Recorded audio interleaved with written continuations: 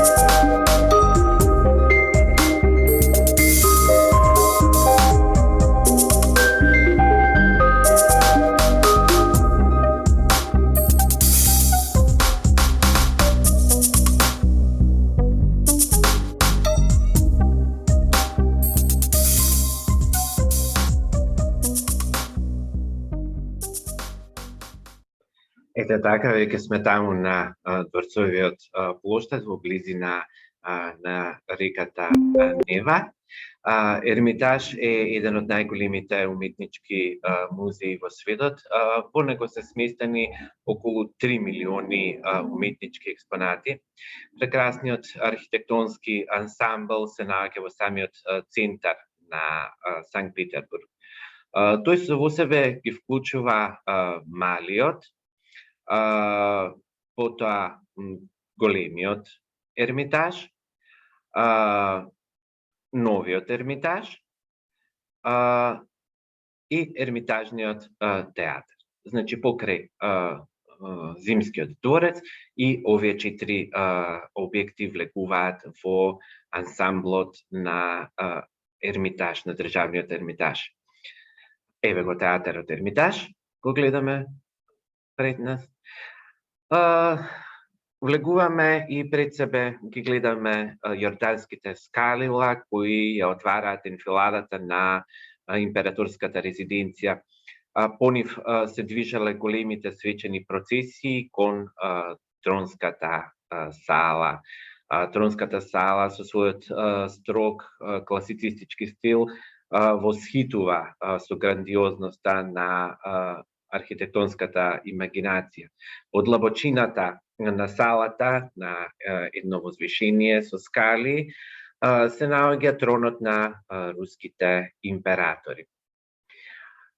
Потоа следува малата тронска сала, која што со себе носи меморијален карактер и всушност оваа сала и овој трон е посветен на Петар Велики, на основачот на Санкт Петербург. Исто така, една од позначајните простори во Ермитаж, тоа е воената галерија од 1812 година, ова сала е всушност била идеја на императорот Александар I да се отвори. Таа е отворена во чест на победата на Русија над Наполеон. На низините ѕидови се наоѓаат точно 332 портрети на генералите и на хероите кои што учествувале во татковинската војна.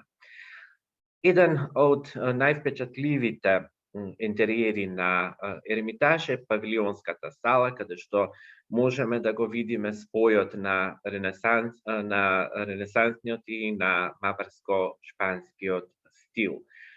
Можете тоа да го забележите од оваа слика, ја избрав точно за да ги видите орнаментите на сводовите кои што се во маварско-шпански стил. Голем дел од експозицијата е посветена на императорските простори, на местата каде што живееле императорските семејства. Тука се наоѓаат малахитната сала, златната гостинска сала и еден многу убав и многу впечатлив момент, тоа е малиновиот будоар. Гледате ѕидовите во боја на малина со огромен број златни елементи. Овие интериери се зачувани до денешен ден, значи пред себе можеме да видиме оригинали. Почетокот на големата уметничка колекција на Ермитаж, тоа е некаде во 1764 година, кога императорката Екатерина Велика набавила 325 западноевропски уметнички дела. Таа година, односно 1764, се смета и за година на основање на музеот, значи повторно ќе кажем на основање, а сега датумот вчерашниот, практично 17 февруари, се 170 години од отварањето за јавноста на музеот. Меѓу најголемите колекции на Ермитаж е она на италијанската уметност. Музеот со право може да се гордее со ремек делата на Леонардо да Винчи, на Рафаел, на Тицијано и на други големи уметници. Тука се чува и една од најдобрите на светот колекции слики на гениалниот холандски уметник од 17-тиот век Рембрандт, кој ги вклучува и најзначајните дела на овој сликар. Исто така, многу важно дел, тоа е колекцијата на фламандскиот уметник Рубенс, кој ги опфаќа сите периоди од неговото творештво.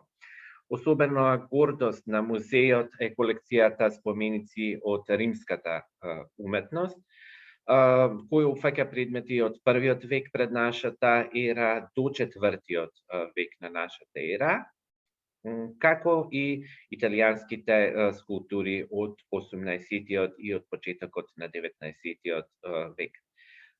Галеријата на уметнички дела од новото време опфаќа плејада од најзначајните француски уметници. Љубителите на уметноста доаѓаат во Ермитаж да ги видат ремек делата на импресионистите Моне и Ренуар, на постмодернистите Дега, Ван Гог и Пол Гоген, како и раните дела на Анри Матис и основоположникот на кубизмот Пабло Пикасо. Ермитаж е еден од символите на Санкт Петербург, а впрочем денес без него не може да се представи културниот живот во Русија. Од она што досега го кажав, државниот Ермитаж има и направено едно кусо видео, па предлагам и малку да се внесеме во насочноста на музеот.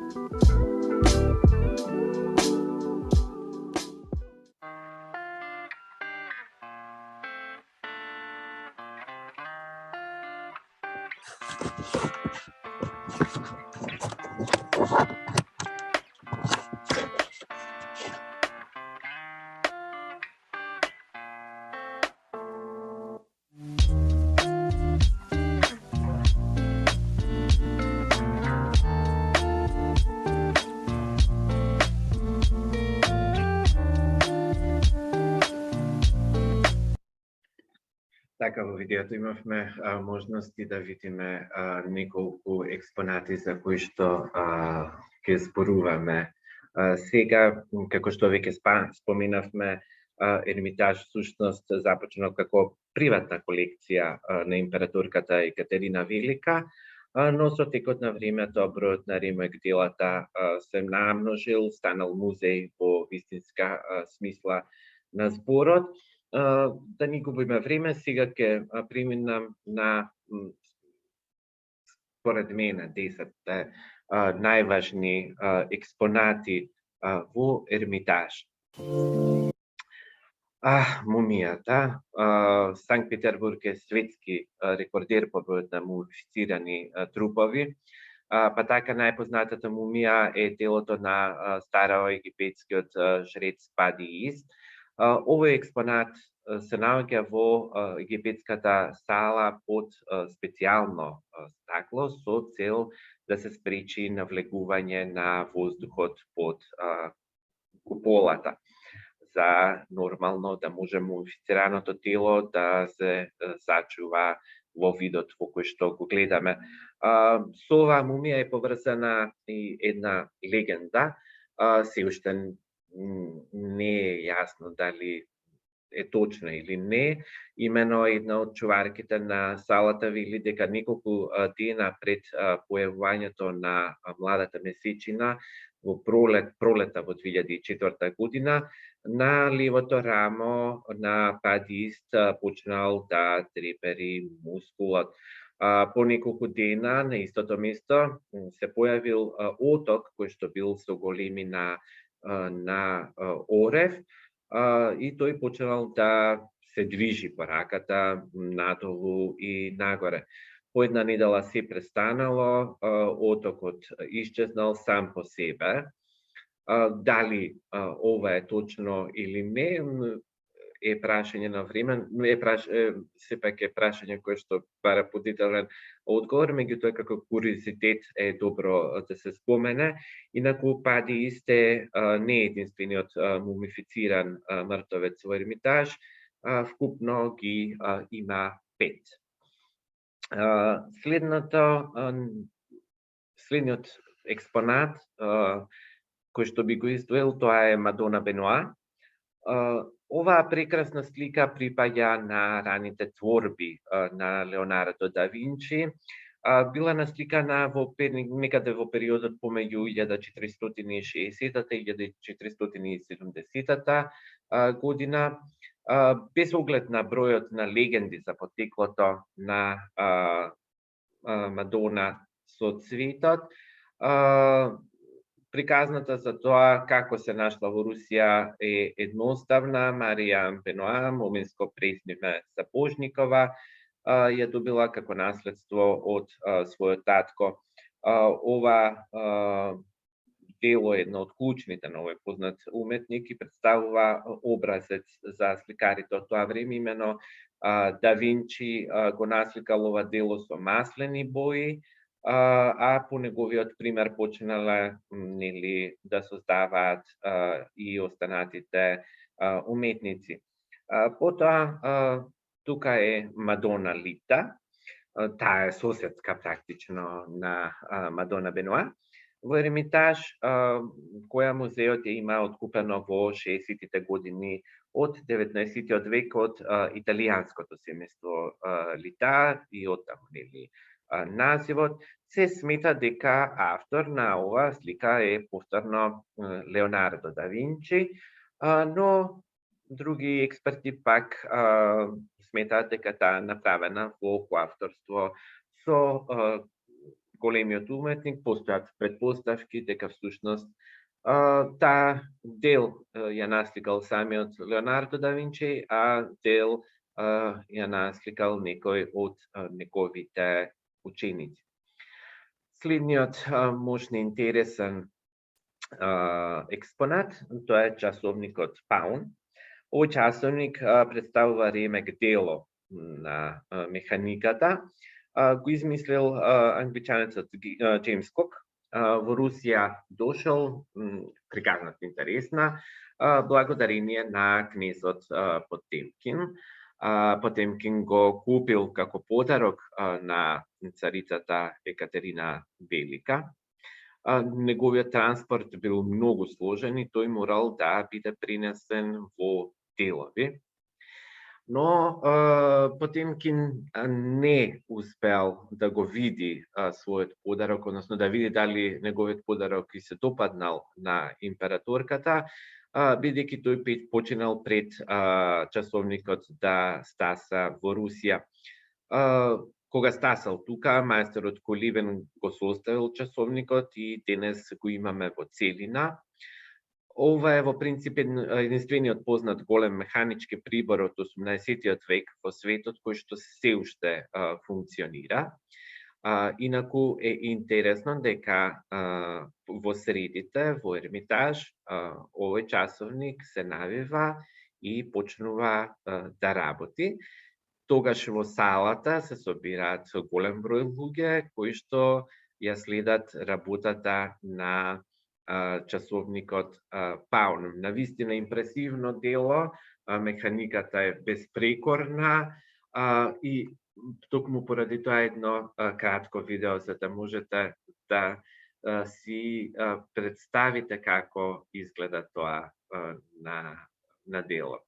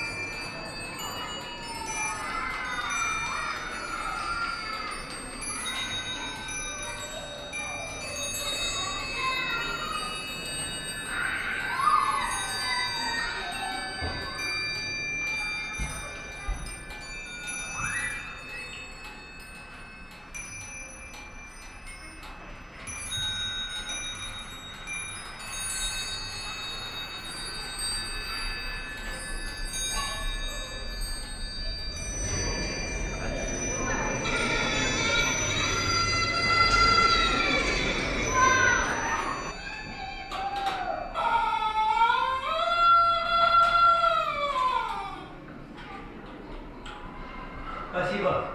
Это все.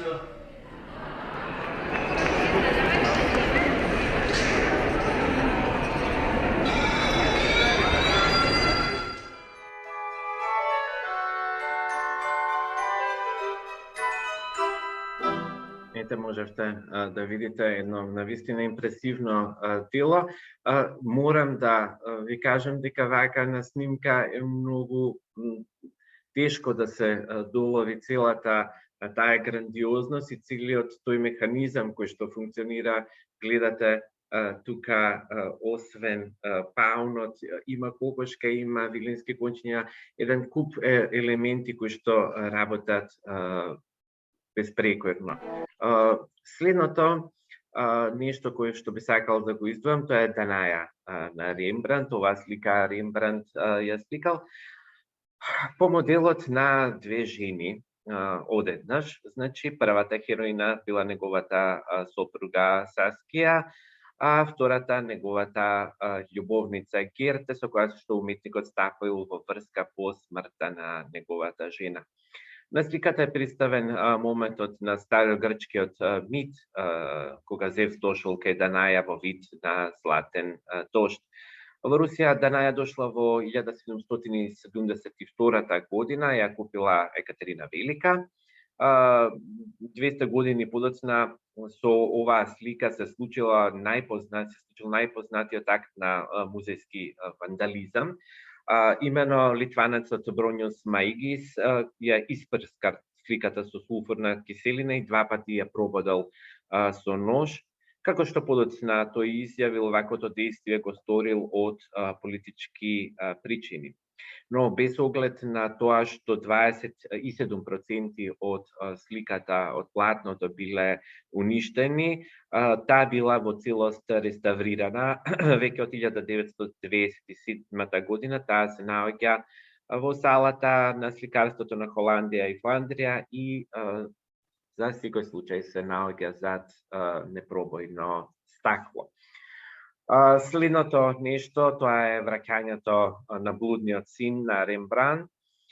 Уметникот ова дело го сликал многу долго. Првите потеси кои што ги направил се појавиле во периодот помеѓу 1630 и 1640 година, а таа била довршена дури некаде во 60-тите години на 17-тиот век. Сепак мораме да кажеме дека тоа апсолутно вредело, со оглед на фактот што оваа слика е една од најпознатите во твориштвото на големиот сликар. Следниот експонат е Дамата во Сино на Генсборо. Се смета дека авторот сликал портрет на Елизабета Бофорт, ќерката на адмиралот Боскауен. Ова дело практично станала визит карта на сликарот и таа со право го носи епитетот на еден од најдобрите портрети од епохата на барокот. Во Русија дошла благодарение на јегермејстерот Хитрова во 1912 година и во моментот тоа е единственото дело на Генсборо во руските музеи. Следниот експонат тоа е Танецот на Матис. Оваа слика за својот московски дом ја нарачал трговецот Сергеј Шукин. Колку долго време го нарекувале собирачна глупост и го сметале за човек кој воопшто не се разбира од уметноста. Самиот автор пак Анри Матис исто така не бил поштеден од критика. Денес оваа слика Танецот кој што ја гледате пред себе се смета за едно од најдобрите дела на модернизмот. Предпоследниот експонат кој што ќе го истакнам, тоа е Воќната пролет на Роден. Скулптурата била дел од композицијата Портите на Пеколот и долго време се наоѓала на главната врата на францускиот музеј на декоративно-примењата уметност. Роден решил да ја повтори дел од својата работа и ја направил во истиот стил. Како што можеме да видиме, делот мермерното парче скулпторот го оставил необработен со цел да даде поголема природност на композицијата. Последниот експонат, можеби оние што ме познаваат ќе кажат дека сум пристрасен, но го издвојувам. Тоа е композицијата 6 на Василий Кандински, големиот теоретичар на уметноста и сликар, еден од главните руски авангардисти од почетокот на 20-тиот век, чии слики се наоѓаат во најдобрите музеи на светот. Тие се изложени во Зимскиот дворец, со што се става акцент на неговото значење во историјата на светот на модернизмот. Во Ермитаж има цела сала која е посветена на Кандински. Главната слика, како што рекав, е композиција 6, светла, со смели потези, со што практично авторот го одразува бурниот почеток на 20-тиот век. Тоа е оние топ 10, да кажеме, експозиции кои што можеме, според мене, да ги видиме во Ермитаж. А сега би сакал да ви кажам и неколку интересни факти за Ермитаж до Октомвриската револуција во 1917 година. Музеот се нарекувал Императорски Ермитаж, подоцна првиот збор разбирливо бил отстранет. Со оглед на тоа што ми е кратко времето, ќе преминам, можеби ќе се вратиме на видеото. Самиот назив Ермитаж е позаимен од францускиот јазик и се преведува како соединато место. Интересен факт е тоа што е пресметано дека на човек му се потребни цели 11 години за да ги види сите експонати во Ермитаж, доколку тоа го прави во работно време, односно 8 часа на ден, и доколку на секој експонат се запира само по 1 минута. Во првите години на своето постоење, музеот се наоѓал во една од крилата на Зимскиот дворец, а подоцна, нормално, како што се проширил, немало место, ги зазел сите негови простори. Веќе 2 века поред, во Ермитаж легално живеат еден куп мачки. Тие се донесени тука за да може да се ослободи музеот од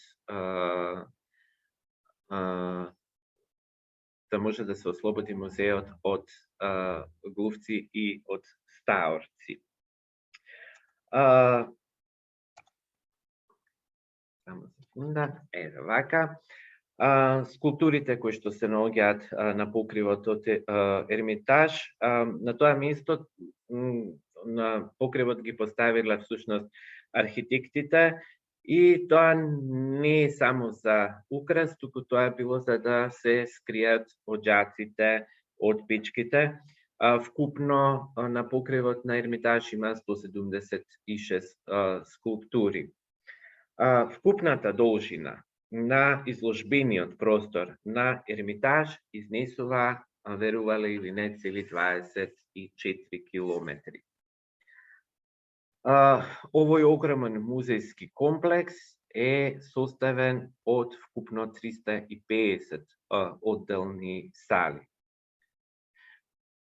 Кога Николај I, императорот Николај I, престовел во Зимскиот дворец, тој живеел, како што можете да ја видите, во неколку простори, најгоре на вториот, да кажем, или на вториот, по македонски на третиот кат, по руски во Зимскиот дворец.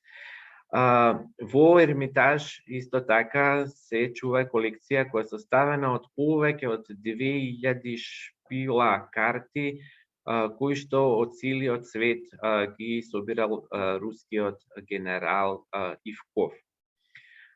Познато е дека императорот Николај II ја обожавал својата колекција автомобили, и тогаш императорската гаража се наоѓала помеѓу малиот Ермитаж и Зимскиот дворец. За жал, автомобилите биле украдени за време на револуцијата, или во тоа немирно време. Во Ермитаж исто така се чува и златната табакера со која бил убиен рускиот император Павел I. Она што е важно да се истакне е дека Ермитаж е најголемата галерија на слики во свет. Според бројот на слики, таа е најголемата галерија. Она што ќе ве зачуди, а што исто така е интересно, е дека во Ермитаж во 1912 година се појавиле и првите клима уреди. Секако тоа не биле во овој вид во кој што ги познаваме денес, меѓутоа Зимскиот дворец бил климатизиран. За време на Втората светска војна, 2/3 од колекцијата биле евакуирани зад Уралот. Дел од експонатите не успеале да ги преместат, односно да ги пренесат зад Уралот. Меѓутоа, тие биле сочувани.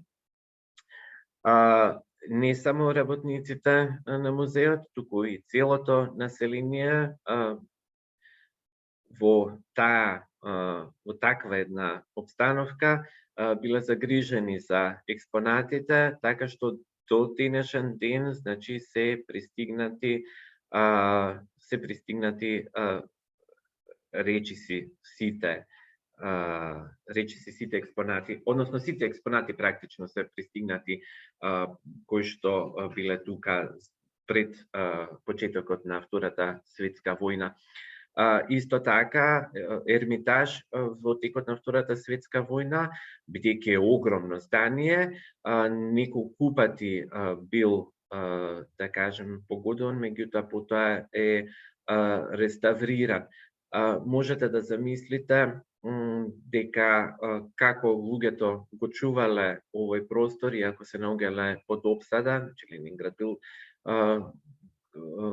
долго време под опсада, луѓето гладувале, умирале од глад, но сепак своето културно богатство го зачувале. Морам да напоменам и дека по Октомвриската револуција определен дел од експонатите, мал дел, некаде околу 50-тина, може би помалку од 50-тина парчиња, 50-тина експозиции биле продадени во странство. Уште минута и пол ни останува, доколку имате прашања, еве, јас би тука сум за да одговорам.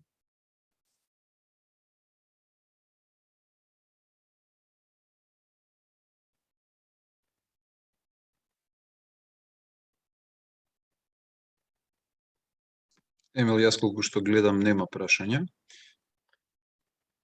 Добро, тогаш јас ќе ви се заблагодарам за вниманието и ќе ви посакам пријатен викенд, Дарко. Ова вечер и од мене и ве очекуваме на следното наше предавање. Следете на нашата Facebook страна. Чао, чао.